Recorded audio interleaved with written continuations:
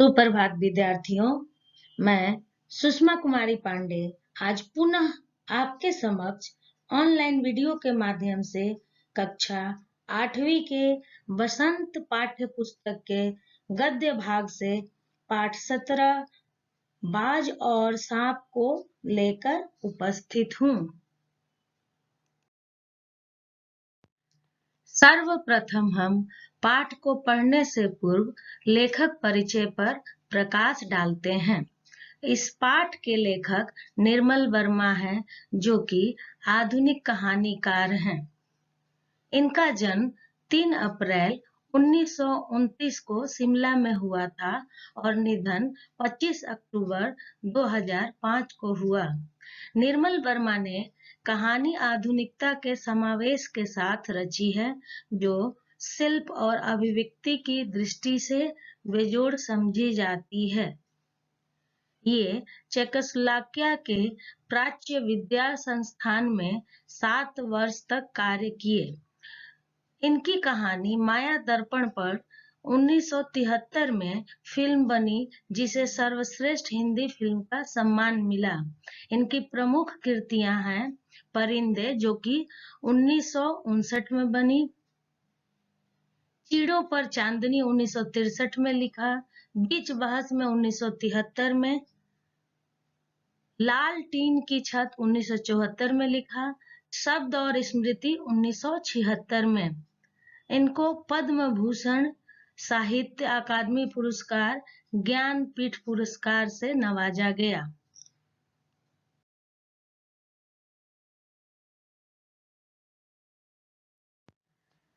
निर्मल वर्मा अपनी गंभीर, भावपूर्ण और अवसाद से भरी कहानियों के लिए प्रसिद्ध रहे। अपनी पूर्णतः निजी लेखन शैली और आधुनिकता बोध के कारण निर्मल वर्मा को हिंदी कहानी के सबसे प्रतिष्ठित नामों में गिना जाता है। उनकी लेखन शैली सबसे अलग और पूरी तरह निजी थी। पाठ प्रवेश। निर्मल वर्मा की कहानी बाज और सांप एक बोध कथा है। इस कहानी के आधार 2 पात्र हैं, पहला बाज और दूसरा सांप। इसमें सांप को कायर प्रकृति का जीव दिखाया गया है, किंतु बाज को स्वतंत्र प्रकृति का। यह बहुत ही सुंदर कहानी है।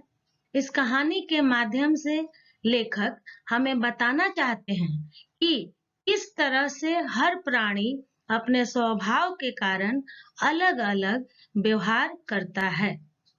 जिस तरह से एक सांप को कायर, डरपोक किस्म का बताया गया है और बाज को स्वतंत्र, आजाद किस्म का। आसमान में स्वतंत्रता से उड़ना उसे बहुत अच्छा लगता है, जबकि सांप अपने ही बिल में चुपचाप, शांतिपूर्वक एक कायर जीवन व्यतीत करता है। बच्चों, पाठ प्रवेश के बाद अब हम पाठ का सार पढ़ेंगे। निर्मल जी की इस कहानी के 2 प्रमुख पात्र हैं, जो कि हम पहले भी जान चुके हैं, बाज और सांप। सांप समुद्र किनारे पत्थरों में बनी अंधेरी गुफा में रहता है। उसे इस बात की खुशी है कि उसे न किसी से कुछ लेना है, न ही किसी को कुछ देना है। उसे उस स्थान पर कोई हानि नहीं पहुंचा सकता। एक दिन एक घायल बाज उसकी गुफा में आ गिरता है। बाज सांप को बताता है कि उसका अंतिम पल यानी अंतिम समय आ गया है, पर उसने अपने जीवन के हर पल का आनंद उठाया है। बाज सांप को कहता है कि आकाश में उड़ना आनंददायक होता है। बाज को सांप की गुफा की दुर्गंध अच्छी नहीं लगती। वह एक अंतिम बार उड़ान भरना चाहता है। सांप अपने को बचाने के प्रयास से तथा अंतिम इच्छा पूरी करने के लिए बाज को उड़ने के लिए प्रोत्साहित करता है, किंतु उड़ने के प्रयास में बाज नदी में गिर जाता है। और बहता हुआ समुद्र में गायब हो जाता है।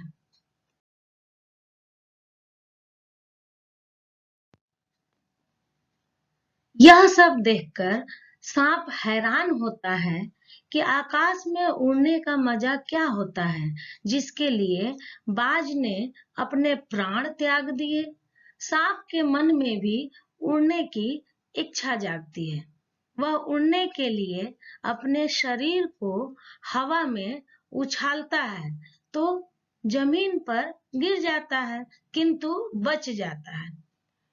वह सोचता है कि आकाश में कुछ नहीं है, सुख तो जमीन में ही है, इसलिए वह फिर उड़ने का प्रयास नहीं करेगा। सांप ने कुछ समय बाद सुना जैसे लहरें बाज को श्रद्धांजलि दे रही थी, जिसने वीरता से अपने प्राणों की बाजी लगा दी। लेखक कहते हैं कि वास्तव में जीवन उन्हीं का है जो उसे दांव पर लगाकर चलते हैं, जो मौत को सामने देखकर भी अपना रास्ता नहीं बदलते। तो बच्चों, इस कहानी से हमें यही शिक्षा मिलती है कि हमें हिम्मत और हौसला से काम लेना चाहिए, न कि किसी कार्य को कठिन समझकर घबरा जाना चाहिए।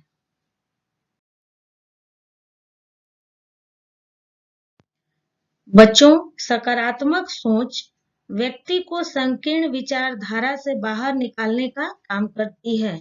वह व्यक्ति के अंदर आत्मबल तथा साहस जगाने का प्रयत्न करती है। जीवन मूल्यों के आधार पर देखा जाए तो साफ पता चलता है कि सकारात्मक सोच ही मानव जीवन को सही मार्ग पर चलने के लिए प्रेरित करती है, उसे जीवन में गतिशीलता प्रदान करती है।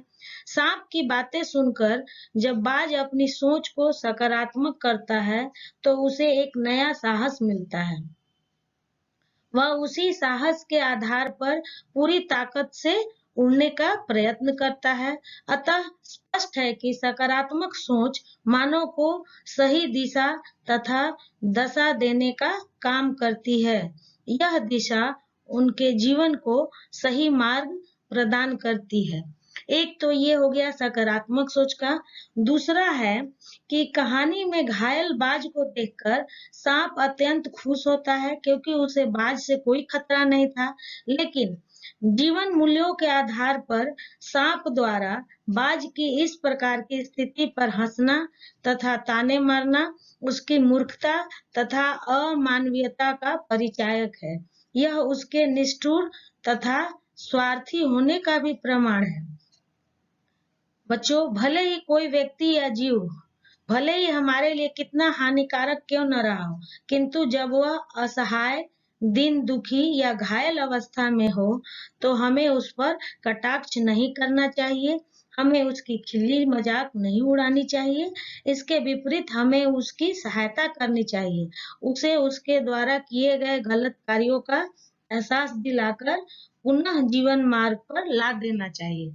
तो इस प्रकार हमें इस कहानी से यही संदेश प्राप्त होता है।